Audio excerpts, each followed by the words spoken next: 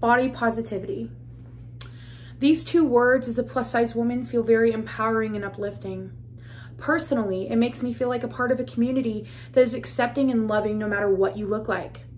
But to other people, these words are dirty, because to them, this movement supports obesity and health issues. Where exactly do we draw the line?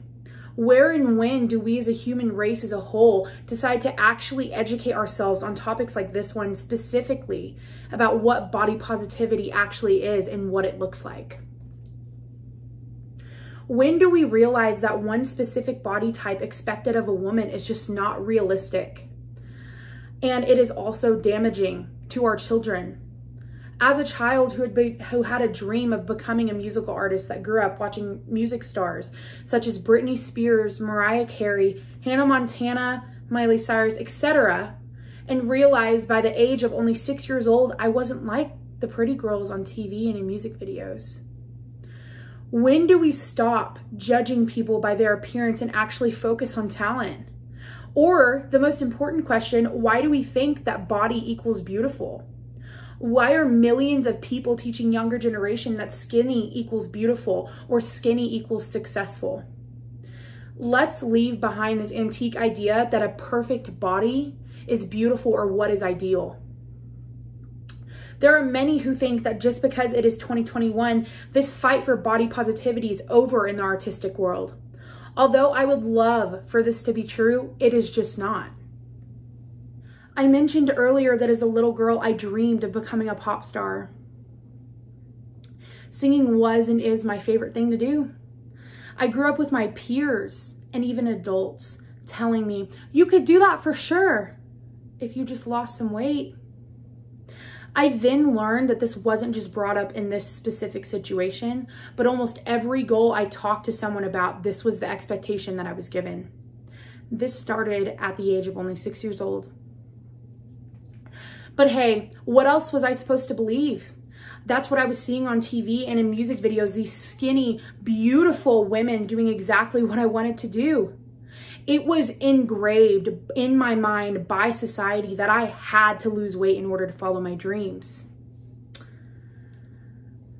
Years later, in my preteens, I discovered Adele. I remember seeing her music video for Rolling in the Deep and realized that there was a woman that looked just like me doing exactly what I wanted to do. She was, and still to this day, is my idol. She proved everyone that told me I had to lose weight to be successful wrong. Fast forward 12 years later, there are still not many plus-size performers. One of the most beautiful modern day plus-size performers to mention is Lizzo. I remember seeing her album cover of 'Cause I Love You with her nude sitting looking absolutely stunning. Of course, though, many people had to say a lot about this, making fun of her album cover, saying that it is inappropriate and gross for someone her size to post this. But then recently, in November 2020, Jennifer Lopez came out with a similar album cover of her posing nude as well. But there were no problems there. When J-Lo is dancing on stage, she is being praised and empowered.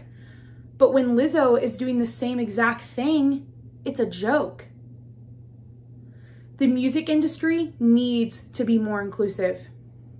But in order for this to happen, so do the consumers of music. It is the year of 2021.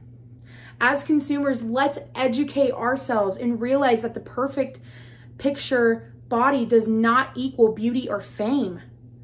Let's be the first ones to take steps to make the music industry body positive.